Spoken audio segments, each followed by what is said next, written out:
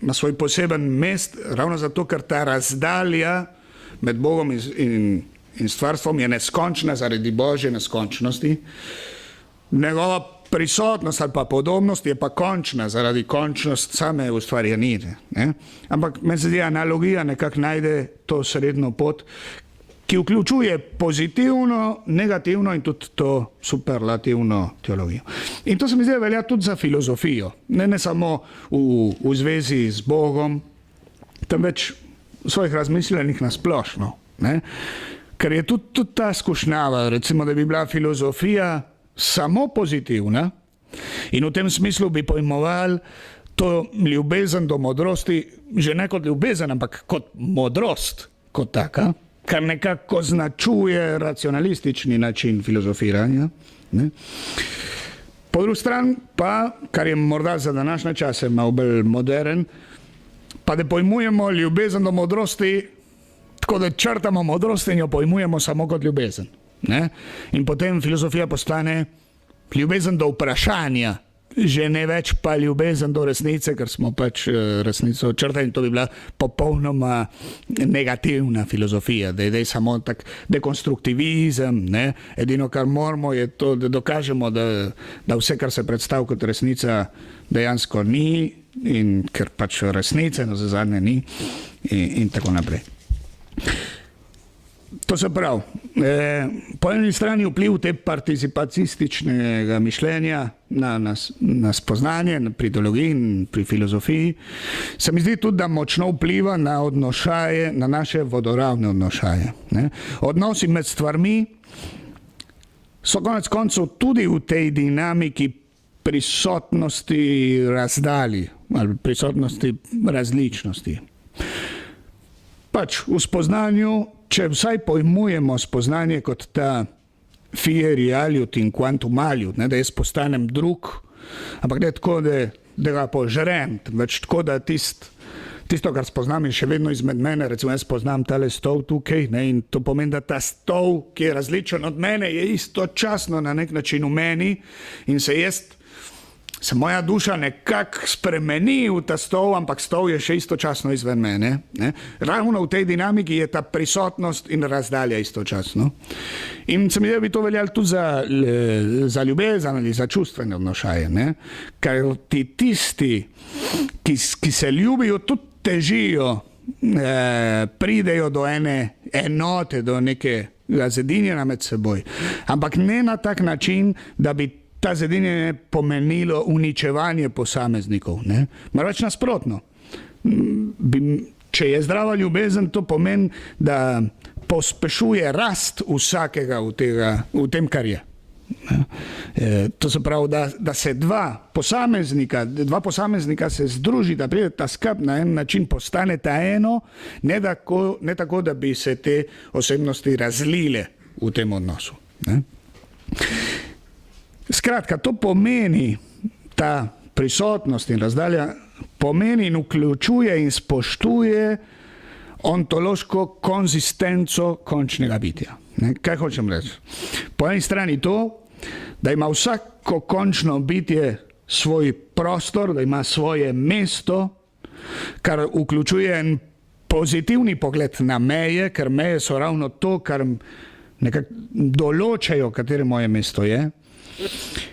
In istočasno, da je vsako končno bitje v tem svojem naravnem mestu polnosmiseln, to se pravi poln resnice in sam na sebi vreden. To se pravi, da ima v sebi to dobroto. Ne popolno, ampak pač kot participacija tistega, ki je dobrota sama na sebi.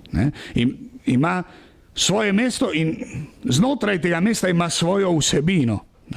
In ima v svoje mesto, ker ima svoj notranji logos, ker ima ravno to vsebino.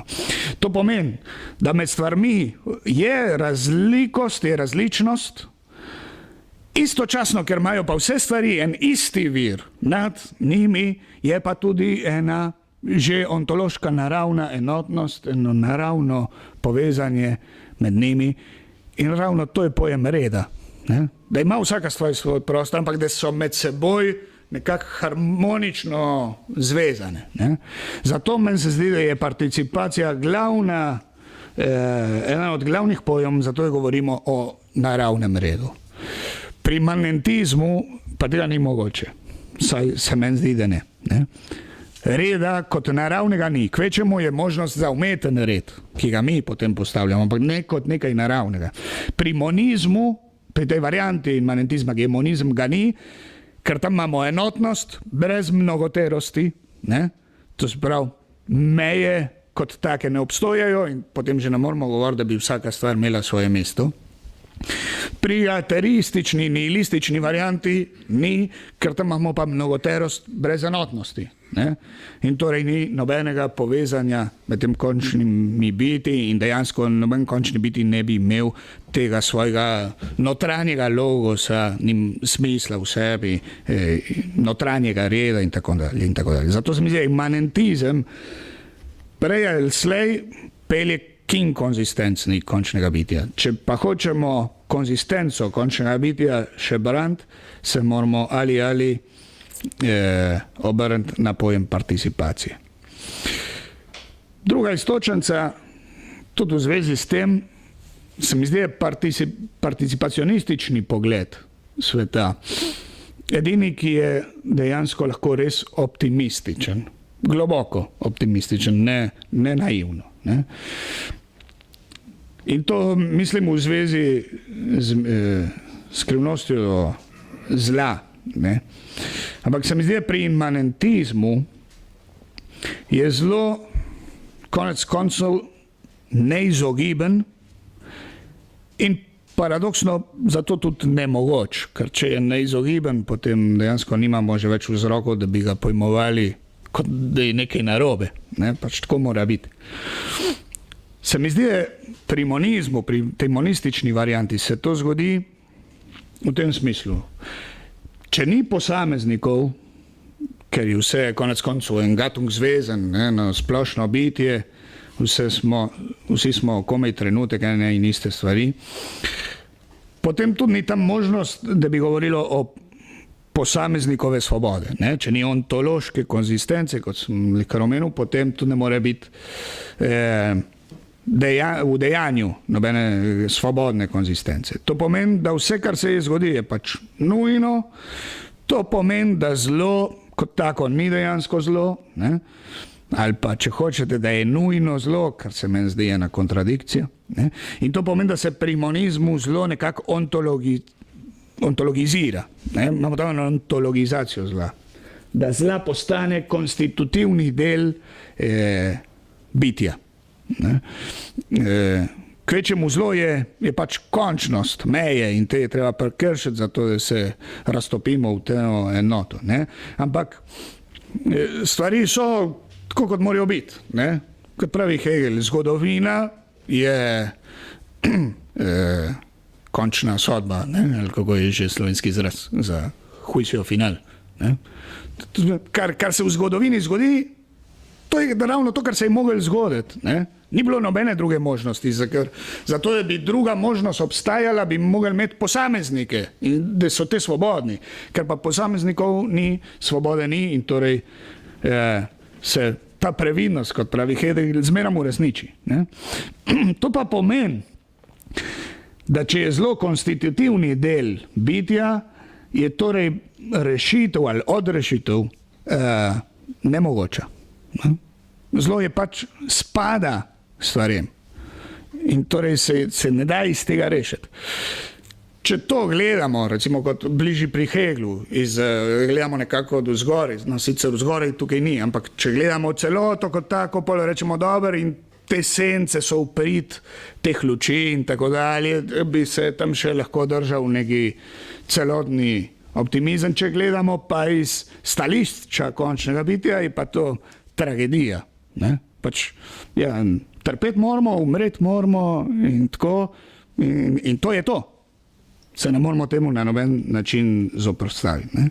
Tudi v krščanstvu marsikdaj zapademo nehote na te poglede. Ne vem, gremo koga kropiti, pa izjavljamo, da je to pač Božja volja in da vsako zlo ima svoj razlog upred nekega dobrega. Dobro, to je ene vrste ontologizacija zla. Ne? To je zlo ni tako hudo, ne? To se pravi, zla dejansko potem ni. Pri nihilizmu ali pa ateistični varianti pa prav tako. Ne? Če ni smisla, to pomeni nekako, da je vse dovoljeno, in to bi sprva lahko izgledalo optimistično, ne? Ampak če je vse dovoljeno, potem to tudi pomeni, da je vse ista stvar, ne? Vse ista figa. Moj profesor je citiral Dostojevskega, ne? Če Boga ni, potem je vse dovoljeno, ampak če je vse dovoljeno, je dodal on, potem ni nič dovoljeno. Ne? Ker ravno že ni nobenega razloga, zaradi katerih bi mi lahko izbirali, ne? Vse je isto, vse enako velja, in če vse enako velja, no, potem pa nazadnje nič ne velja samo na sebi. Ne? Že prav, tukaj ni zla, ampak ni zla, ker nazadnje ni nič dobrega od spodaj. Ne? In ne vem, če bi to lahko pojmovali kot optimizem. Mi se zdi, recimo, precej ilustrativen Sartrov primer. Ne? Ko človek bere, recimo, Sartra kot filozofa, on se sam sebe izjavlja kot optimista in to, če gre pa na njegov roman, ne? Tam Piper pravi, da pri Sartru je poet premaga filozofa. Ne? Ker mora pa on te svoje ideje utelesiti v tistih osebah, v svojih romanih in v svojih dramskih gledaliških delih. Je pa tisti optimizem, recimo, se nekako kmalu podre. Ne? Sej res, vse lahko naredim, ne? Ampak če vse lahko naredim, to pomeni, da je vse ena in ista figa in da je ta svoboda, popolna svoboda, pravi on sam, konec koncev bolj podobna smrti. Ne? Ta rock and ten pravi, jaz sem še kar mlad, imam dosti moči, s punco sem se že skregal, nimam več službenih dolžnosti in to lahko začnem še enkrat. Ne? Problem je to, kaj začeti. Kaj bom začel, če je vse enako vredno. Ne? In to se pravi, da je vse tudi istočasno nič vredno.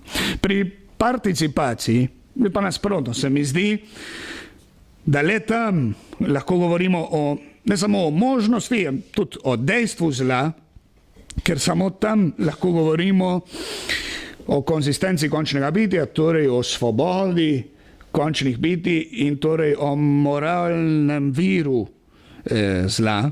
To pravi, da je zlo nekaj, ker ni bilo mišljeno za svet, ampak je na vsak način na svet prišlo. In tam lahko mislimo torej na zlo kot nered, kar pa predpostavlja pojem reda.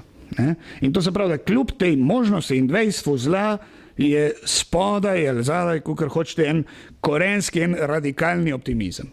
Ne? Zlo je samo mogoče, če je spodaj nekaj dobrega. Ne? In to tudi nekako odpre možnost in potrebo do odrešenja. Kar se mi zdi, pri imanentizmu na en ali drug način ni mogoče. No, o svobodi smo tudi že kaj povedali, da se ne bom ponavljal. Pa končno še to. No.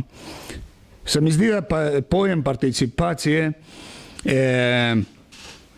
lahko tudi nekako osveži ali razsvetli pojmovanje naše časovne eksistence. Platon sam je že rekel, da je čas premična podoba večnosti. Ne? In ravno to, ker čas participira od večnosti, ne? Da ne popolno participira od tega, kar je popolnega. To se pravi, da je nekak čas narejen iz večnosti in se mi zdi, da lahko tudi včasih okusimo v kakšnih časovnih izkušnjah, ne? Da imamo možnost za kakšne take posebne izkušnje, kjer najdemo to sled večnega, kjer nekako presežemo potek časa. Jaz se spomnim, recimo, sem po dolgih letih spet srečal prijatelja, zelo intimna prijatelja, ampak se kar enih 5-6 let nisva videla, ne? In se potem srečala po tem času in no, ta prve 5-10 minut sva se malo merila, tako je bilo malo čuden.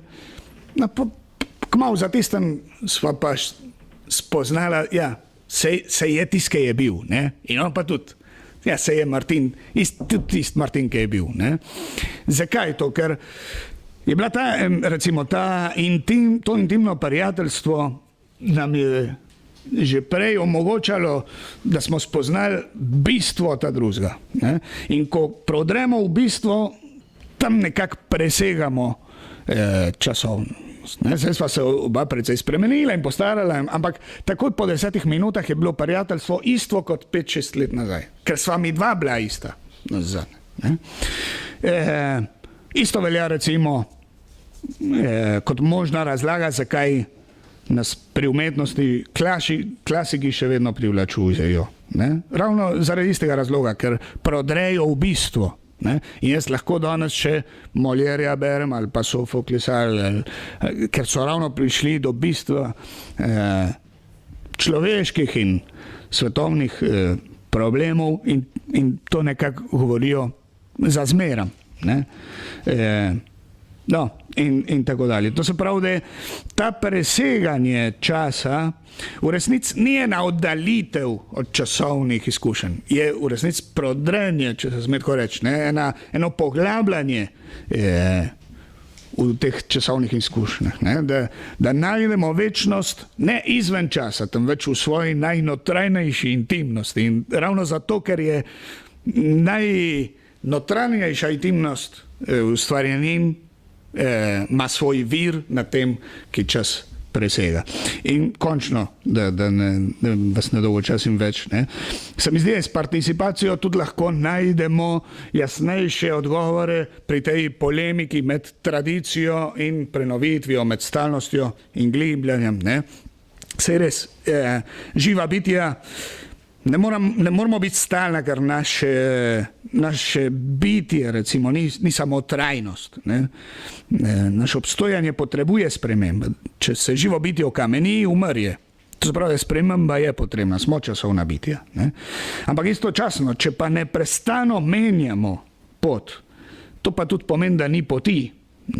Da v španščini imamo ta izraz, da je to en sin sentido, ampak beseda sentido pomeni istočasno smisel in smer.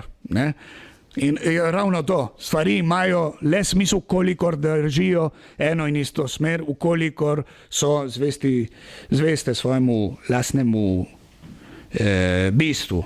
Le če imamo samo tradicijo, brez spreminjanja, to nas nazadnje uničuje, le če se samo spreminjamo brez nobene stabilnosti, to nas tudi nazadnje uničuje. In v tem smislu, tako kot sem prej omenil, da se Platon in Aristotel med sabo potrebujeta, lahko tudi rečemo, da se Parmenid in Heraklit med sabo potrebujeta. No, ne vem, koliko smo s časom, dajmo še... Dobro, ja, tako je te posebno pri srcu to, In mislim, da je pojem, recimo, ki pri tem pomaga, ki nekako pomaga, da zedinimo stalnost in spremembe, je ravno ta pojem eidopoiesis. Jaz sem ga spoznal potom Milana Komarja, mislim, da med prvimi ga je uporabljal sveti Maksim spoznavalec, če nisem jaz tu zmotil. Beseda eidopoiesis pomeni ravno to, dovrševanje lastnega bistva. Ali pa kinesis eidopoios, to je spreminjanje, kinesis, premik, na tak način, da se ta eidos izpopolni.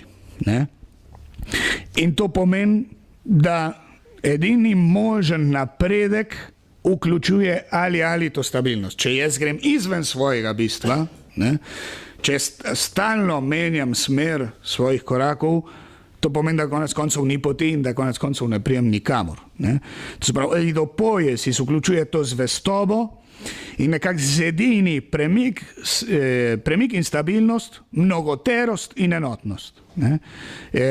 Bodi si to v osebnem smislu, da sem jaz vsak dan bolj tak, ki v svojih zmožnostih sem, ne, v odnosih z drugim, ne, da ne, recimo ena stvar je, da se jaz v istem odnošaju rasteva in se izpopolnjujeva in da se odnošaj tudi izpopolnjuje, a druga reči pa, če jaz stalno omenjam, ne, kar bi sprva lahko izgledali zelo zanimiv, ampak v resnici tam ni možnega napredka, ker če sem jaz danes z eno, drugič z drugo, tretjič s tretjo, kar izgleda, sprva, da je tam ogromen te dinamike, v resnici je neka statična stvar, ker ta človek pozna samo tiste prve tedne odnošaju, ki so zelo zanimivi, ne, ampak niso edini.